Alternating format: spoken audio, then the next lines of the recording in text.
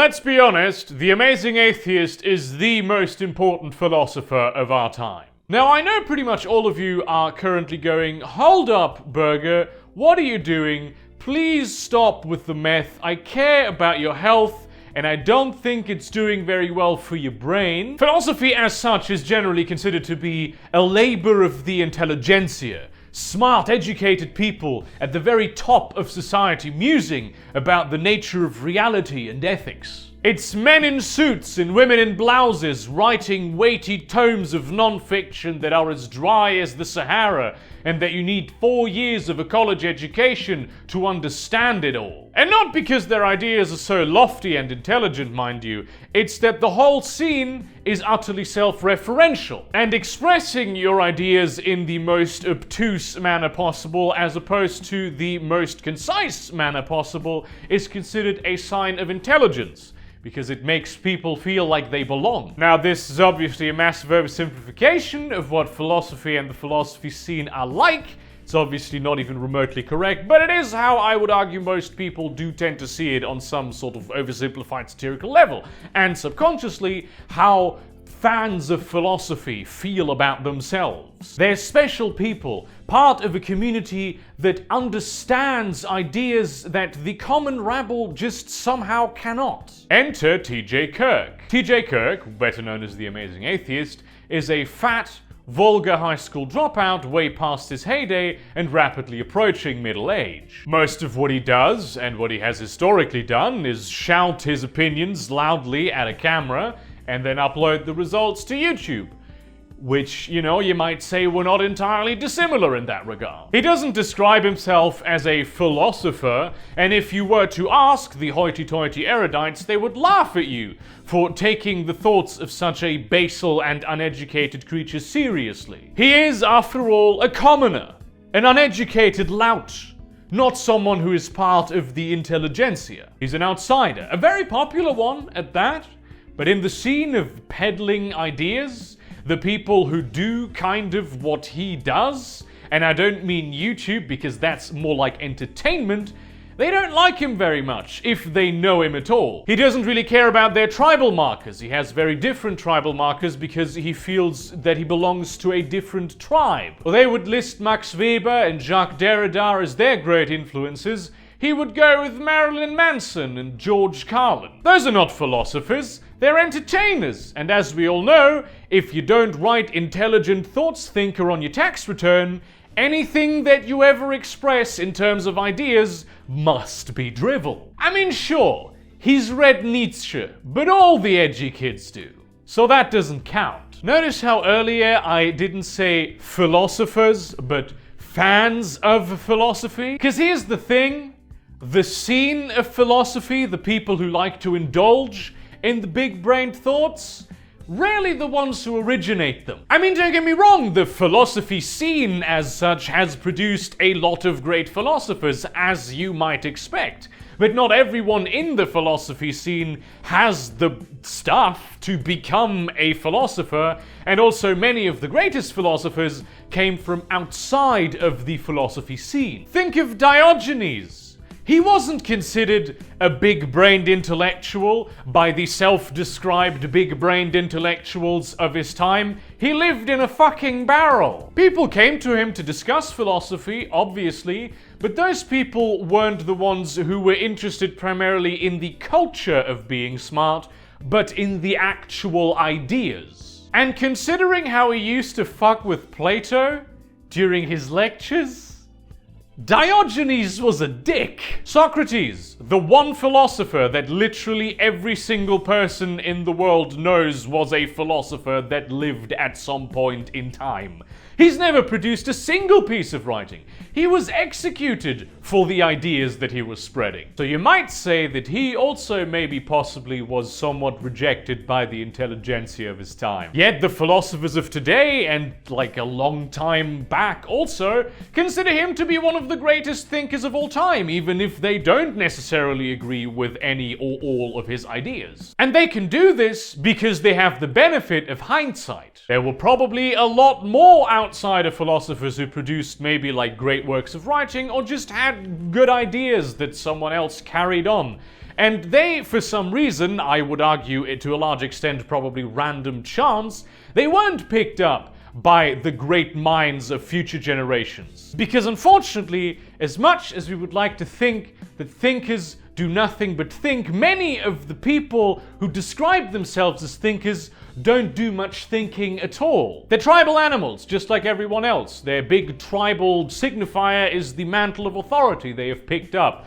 because some prestigious academy has given them a certificate that says, you know what all the smart people in the past have thought. Meanwhile, they've produced fewer original thoughts than the stoner mechanic down at the gas station. They just like to recite the smart original thoughts of other people that are dead. I mean, they're not all dead, but like a lot of them are. It's very easy to mistake decorum and formal education for intelligence and an actual ability to think. For a community that proclaims that the idea is much more important than the individual, there's a very heavy fixation on individuals and what ideas specifically they produced, beyond just the very interesting and important practice that is the history of philosophy. But what about Slavoj Zizek? And so on. He's certainly kooky, This, eccentric, but he doesn't care about the social norms. authority, Well, yeah, being a bit eccentric is considered cool in the modern philosophy scene. Everyone's a bit alternative. Nobody's quite in the mainstream because the people who are in the mainstream, they're boring. And Zizek fits this bill perfectly. what do I mean by this? But you need to be the right kind of eccentric. That's something like this. Like, in terms of status, the main difference between Slavoj Zizek and TJ Kirk is that Slavoj Zizek read a lot of books by a lot of very smart people and had a lot of very smart ideas while simultaneously attending a prestigious university. By this, And TJ Kirk did pretty much all of those same things, but he was not attending a prestigious university. let's not have a misunderstanding here. Both are originators of great ideas. Both actually think about shit. And while they may arrive at very different conclusions, the ideas themselves are what matters to them. The ability to decouple that from their value as a status symbol is what, to me personally at least, defines an actual philosopher that is worth listening to. I personally really like Slavoj Zizek, and I think it's very important not to fall into the trap of saying, oh, he's pardoned and accepted by the philosophy intelligentsia, therefore his shit can't be worth listening to, because then you'd be doing the exact same thing that we are accusing them of doing. Slavoj Zizek is a philosopher, but he is not an outsider, which to me just demonstrates that the overlap between philosophers and the philosophy scene is certainly there, but it's nowhere near 100%. And just because TJ Kirk's ideas are not too en vogue with the kids currently sitting at the big brain table, just because he swears a lot while he expresses them, and just because he puts them out on YouTube in video format instead of writing weighty articles in renowned journals, that doesn't mean that they're not good ideas. When people ask me, hey, who's the #1 philosopher who influenced you the most during your formative years? I always say TJ Kirk. And that gets one of 4 reactions. If they don't know him, they might pretend to know him as something that they imagine a philosopher to be like, because they'll think that I have just brought up some obscure philosopher that they're not educated enough to know about, but they want to seem more educated than they are and impress me with, because apparently I'm educated, which really I am not. If they're a little more on the arrogant side and they don't know him, they'll say, oh, well, that's not a real philosopher because I personally have never heard of him. Or they do know him and they laugh at me for being a plebeian who watches YouTube videos. Or they'll say, yeah, I know The Amazing Atheist, but like real philosophers. I have a signed copy of this typo-ridden abomination of a book that is known as the Douchebag Bible. I personally highly recommend it. It's very poorly manufactured, it falls apart, but the ideas contained within, pretty good. You don't need to have a formal education to be able to have smart thoughts about things that you know. Though, obviously, knowing a thing or two about a thing or two will certainly help you develop a more clear and defined worldview that encompasses more things. And like a university education is a great place to gain an entry into that sort of world of educating yourself. But at the end of the day, most of the education you will receive in your life will be things that you seek yourself. So I don't really see why someone who decided by themselves to read the smart people books or to listen to the smart people audiobooks shouldn't be considered to be educated. You certainly need the approval of your contemporaries to be considered a philosopher by your contemporaries. And let's be clear, TJ Kirk does not have that. He's regularly maligned as a Nazi. YouTube has hated him since basically day one. And because there's a video of him out there shoving a banana up his ass, a lot of people think, oh no, a real philosopher doesn't have such basic human drives. Because, you know, being a human being is bad. And while I couldn't even guess as to whether or not he will be considered a great philosopher of our time in the future, or even just any philosopher at all, I would like him to be the prototype of philosophers in the future. He is essentially the first internet philosopher. And the internet is like the big game changer in giving people access to thoughts and ideas without any gatekeepers in between. For better or worse, a lot of intellectual pursuits are becoming increasingly democratized, and personally, I find that to be a very positive development. Weighty thoughts should not be dictated from an ivory tower. They should come from the bottom.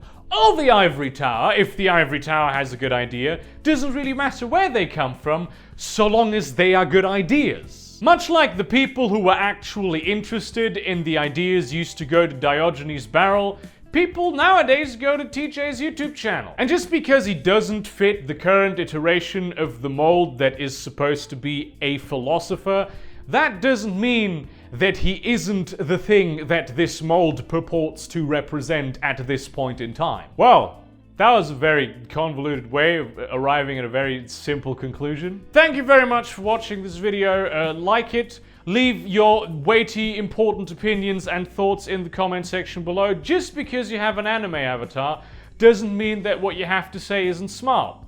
Though statistically speaking, we know where this is going. Consider supporting me on Patreon or Subscribestar, maybe purchasing some of my beautiful and amazing merchandise. And in that spirit, get off your fucking high horse, okay? Maybe consider that the homeless man you meet on the street corner has something interesting to say.